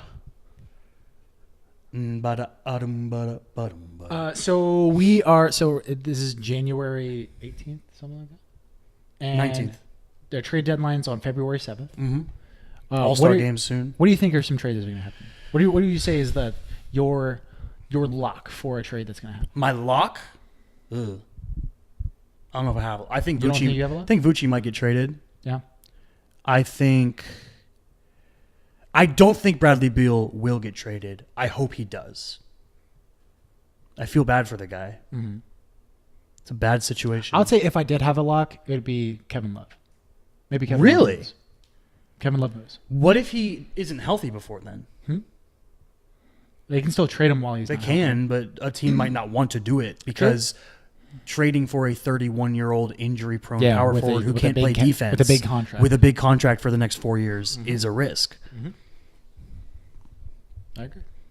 But out of all of the situations that I look at, and like even like Vucci on the Magic, there's a chance that the Magic still make the playoffs. And there's Stop blowing double-digit leads, Magic. we lost again tonight. Stop not playing Vucci for any stretch of time. He needs to play. Hey, man. Hey. He needs to play 48 minutes a game. Hey. Chill out. It's true though. We have a good backup. When he leaves the game, no, it's not about Mo Bamba not having potential. It's about the offense crumbling when Vucci's not on the court. In this latest stretch of games, Aaron Gordon's actually stepping up a lot, though. That's good. Like in the Toronto and Celtics games that we won, because we've How did you beat Toronto and Boston? That's so stupid. We beat Toronto and Boston, and we lost to the Nets. The Nets are legit, though. They're good. They're good. They've been on a tear. They're good. Are they Toronto? No, obviously not. They're better. They have Spencer Dinwiddie. My boy, Young Lando. Yeah, and we lost to the Bucks today. Even when we didn't have Aaron Gordon, it was a competitive game. So I wasn't even really that. I didn't feel that bad about it. Yeah. Bucks are statistically right now best team in the league. Record-wise, yeah. Yeah. But mostly because the West is just murdering each other. Well, not anymore. Now it's over. It's over. Voltron has been unleashed. Yeah, why is that? Because Boogie played. Boogie played 15 minutes and fouled out. Have you seen it was on Bleacher Report, but it was like, and I couldn't find it anywhere else. I was trying to save it because it looked really cool. But it was all of it was that starting five, the all-star starting five of the Golden State Warriors, repurposed as Batman villains. Yes, I did see that. Yeah, it's pretty cool. Steph was the Joker. Clay was the Riddler. No, Clay was Mr. Freeze. That's right. Draymond was the Riddler. Draymond was the Riddler, which also Boogie was Bane. Yeah. And KD was Two-Face, which is the best one. Yeah, that's the best one. Makes sense. Unless it could be Copperhead, because snakes. But Two-Face is better. It's also kind of I don't even know. Deep pool, baby. That's a deeper Play pool. Arkham Origins, dog. Yeah. Yeah, that was cool. Cool arc. Not only, I feel like this isn't getting enough attention. Not only is their starting lineup all All-Stars from the last 2 years, they have another dude who's been an All-Star on their bench. Andre Iguodala's been an All-Star before and a Finals MVP. It's so stupid. I heard Zach Lowe say on his podcast, okay, Iggy, Zach Lowe was talking to Bill Simmons on his podcast, and as he's playing fine now, but he's getting older. He's old. But the thing is, it's almost like he still has it in his bag. Yeah. Like the playoffs last year. When the playoffs come, he's still going to be Iggy. He coasts the same way that LeBron does, and I think they're around the same age. Mm-hmm. I'm interested to see, especially in the playoffs, if Steve Kerr closes games with Boogie or not. Because they are at their most ferocious and dangerous when Draymond is playing center and switching onto everything and guarding every dude on the court and facilitating. Boogie is great. Boogie's great at what he does, but he can't do that. Right. He can't do the defensive thing that Draymond can do. Right. And he's also not as much of a leader as Draymond is in the court. No. Like Draymond is essential to you can hate Draymond all you want. But there's some magic fairy dust that he sprinkles on Steph Curry, and it's like he's the match that lights Steph Curry. It's so weird. Have you ever noticed that? Like Steph will just be like fooling around and being like, "I'm Steph Curry," and then Draymond will be like, he'll get lit, and then Steph will just go crazy. It's like that meme, that meme where he's in KD's ear and he's like, yeah. It's so nuts. God, they talked about this on PTI last week because Boogie said something about how they're the most hated team in sports. And the guys on PTI were like, no, they're not. That's stupid. They're at least like 6th or 7th. And he said, the example he said, they're like, go look at jersey sales. Number 1, Steph Curry. Number, I think, 4, Kevin Durant. Klay Thompson's in the top 10. Right. Draymond Green is in the top 15. Right. Now, and then they were like, okay, the Patriots are more hated. The Yankees and the Red Sox are more hated. And they threw out a bunch of teams. And it was like, yeah, that's true. That's a weird discussion, though. Because you can't gauge how much a team is hated. No, I do think that the jersey sales is not a completely, it's not a. The Kardashians are the most hated family in the world, and they all together have 1 trillion Instagram followers. Do you think they are? Do you think that more people hate them or the Trump family? Because half the country hates the Trump family. But I I don't feel know like if they're half also the more. country hates the Kardashians. And I feel like anyone not in America hates Donald Trump. Anyone not in America hates Donald Trump. I feel like people outside of America Russians also hate probably the like Kardashians. That's true. Too. But anyways, They're up there. So like, I don't think that the jersey sales is a good enough argument because yes, It's like a piece of an argument. well, in 8th grade, the fucking love interest is wearing Yeah. a Steph Curry jersey. Yeah. And it's That's the other the thing. face of the NBA for youngins. Steph Curry. Is Steph Curry. And you know what hurts them being the most hated team in sports is Steph Curry Mm-hmm. and Klay Thompson. They're too lovable to hate. You can hate Draymond all you want. Draymond's nuts. But I would agree. You can hate Kevin Durant all you want for being a traitor or whatever you want to say. Steph and Klay are too lovable. They are lovable as individuals, but I would say that the Warriors are also they are top 3 for me as the most hated teams in sports. I would say Patriots is number 1. I love them. The Patriots. I understand that you love them. I understand that you love. I love watching them. I think it's awesome. They're super fun to watch. I don't think that like they're. I agree with you. But I also think that people hate the Warriors because they're good. That's literally the reason they hate them. And people just get tired of seeing the same team win over and over. I guess. I think Alabama's more hated than them. Yeah. I think Alabama. I think the Patriots. I think the Yankees and the Red Sox. Yeah. I think you could argue that the Lakers and the Celtics are more hated than them because of tradition. They're not even potentially the most hated team in their own league. Just because of history. Because if you look back, the Warriors have been good for 6 years. Other than that, I think it's a hard question to gauge because, like, what community are you going to gauge it off of, right? Like, how are you going to evaluate it? Because our NBA would say that the most hated team. they hate the Warriors. But they hate everything. But they do those They surveys. hate the Rockets a lot, though. They do surveys on our NBA. That's true. And the most hated team was not the Warriors. Was it the Rockets? It was the Rockets. Not surprised. Right. That's because to them, this is literal quotation. James Harden is Satan. Like, that's what the joke is, referring to him as Satan. But it's also the Reddit is the circle jerk thing where they'll go from like they hate the Rockets now, they'll hate the Thunder in 2 months because everyone will start hating Russell Westbrook for some reason. He's for some reason one of those guys. Or like Draymond will kick someone in the nuts and they'll start hating the Warriors again. You know what I mean? It's just it'll ping pong around. But no one is hated when they're bad. No one hates the Suns except Suns fans. That's a good point. That's a good point. So it's like you kind of have to wear it as a badge of honor. Yeah, like you can't. Yeah, you don't really hate the team as much as like specific individuals. Yeah. Like the owner for the Suns. Saric? No. Sarver, not Dario Saric. He's great. Yeah, no, we love Dario Saric. Beloved. Yeah, we love him. Oh, jeez. I'm trying to think of other NBA. Oh, let's talk about the All-Stars. Do you have thoughts on All-Star lineups? So, I mean, I think that Other than that, if it wasn't West-East, it'd be mostly West players. yeah.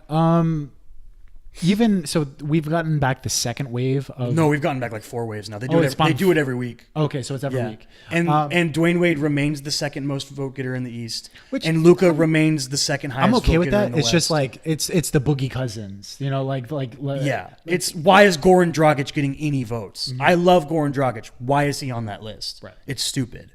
He's not even the best All-Star candidate on our team, and neither is Dwayne Wade. To be honest, It's J. Rich or Justice, crazily. Somehow. Right. Somehow it's Justice.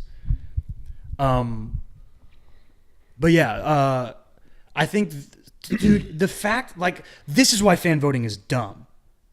The West votes go in guards, go Steph Curry, Luka, James Harden. That's stupid. Mm-hmm. It's stupid. Right. James Harden is easily a lock for those two, and Steph are those two spots. It's easy. Mm-hmm. What are you doing?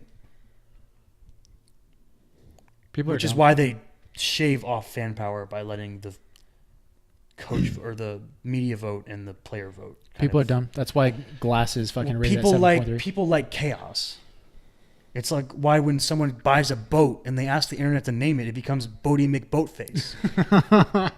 It's just silly. It's like people when something doesn't personally affect their own life, they're like, I'll make it as insane as possible because it's funny. They don't think about how it affects that person. Mm-hmm. Or in this case, history. That's what bothers me the most about it, is because, for example, when we look back on so-and-so's careers, when we look back on like James Harden's career and we're like, he's a 2-time MVP or something like that and never won a finals probably, let's be honest. And, until he was traded to the Golden State Warriors. No lie, that happened in my 2K franchise. Yeah? Yeah, Clay is on the Rockets and he's on the Warriors, and it's stupid because he's better than Clay. Yeah. Anyway. Yeah, but you look back and then you go like, oh, he's a 13-time All-Star. Well, giving that to like Luka now, or more aggressively giving it to like a Goran Dragic or something, you're taking it, or Dwayne Wade. I love Dwayne Wade with all my heart. He's my dad. He shouldn't be in the All-Star game. Like he might be in the running for like somewhere in the top 10 of the 6-man race. You know what I mean? Maybe.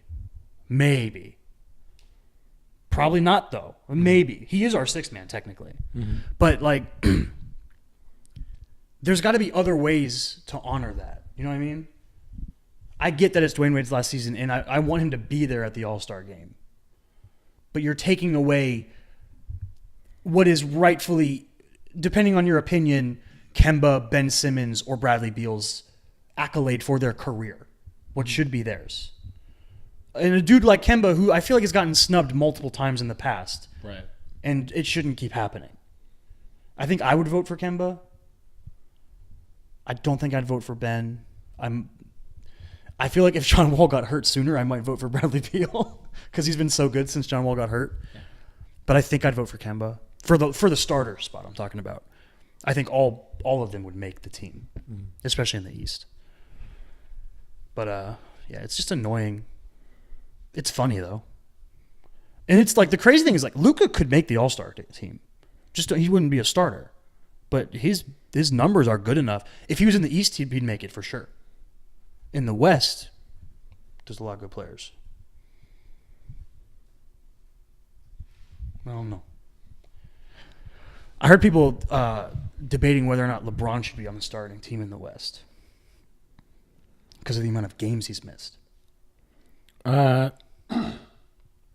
many has he missed? I mean, he's it's up to like 12. I think it's like 12. 12? Yeah. He's missed that many? Yeah. I don't think it was that many. Or will be 12 by the time he comes back or something like that. Okay.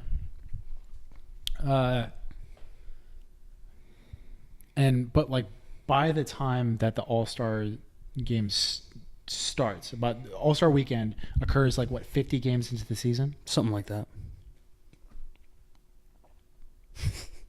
Fucking kill him. Well, AD get him out of the league. Like, he's not good it's enough. like, should AD get a spot in the starting lineup because of how bad the Pelicans are in comparison to their expectations, right?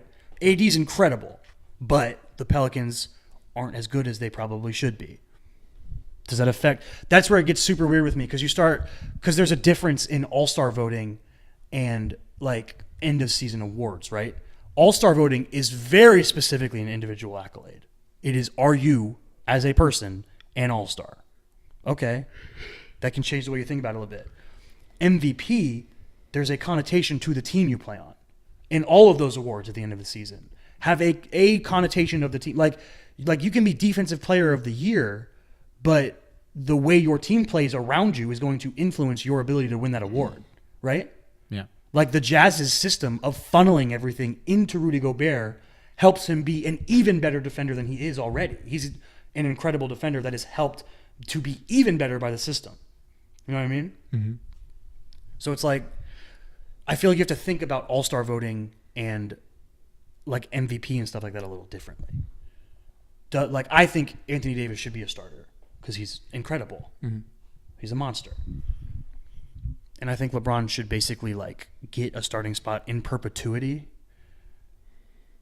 until he's a corpse. Mm-hmm. Even when he gets out of the league. Yeah, just keep giving him a starting spot. Why not? Yeah. He'll come out of retirement for one game every year, the All-Star game. Yeah. Any other basketball shit? I don't think so. Moving on. Moving on. Huh? You got a shout out? Yeah, I do. Do it. All right, so I'm not sure if I've used this shout out before. I don't think I have. All right. I had to think of it during the podcast because Nice. I don't actually do work. Christopher Vogler's The Writer's Journey. Christopher Yodeler? Vogler. Oh, okay. Christopher Vogler. Chris Vogler, he wrote The Writer's Journey, which is basically... You have not done this. Huh? I have not used this. Okay.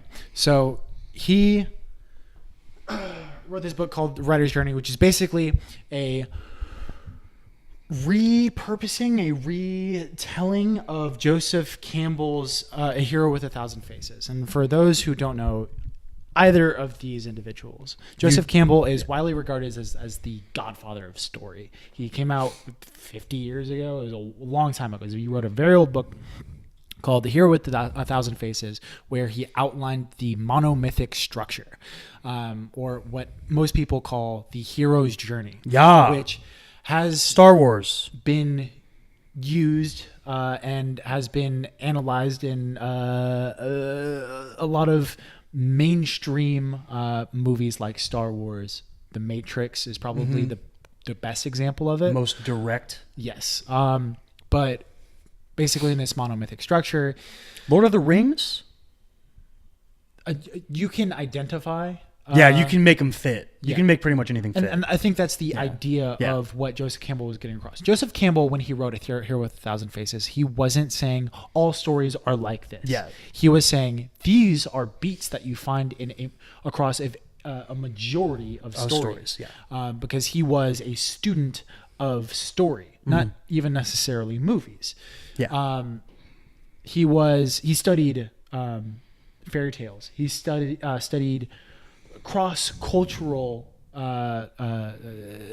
motifs and tropes and character archetypes, and identified them in this book. And he devoted his life to mythos.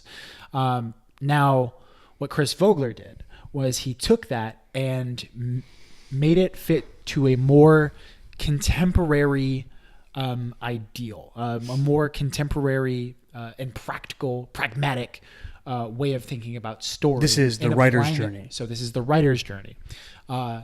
Also, way fucking easier to read. Way fucking easier to read than A Hero with a Thousand Faces. I've read both, and I've gotten tons more out of the writer's journey than I have A Hero. Is that the one with like the the hedge maze on the cover? Yes. Okay. Incredibly good book. It was one of the first books that I read about dramatic theory. You need to sell that. Dramatic theory. But it's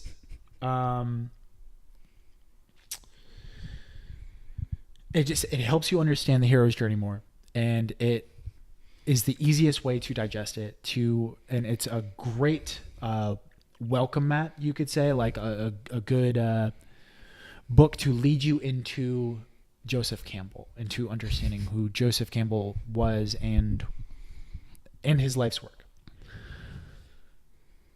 Chris Vogler.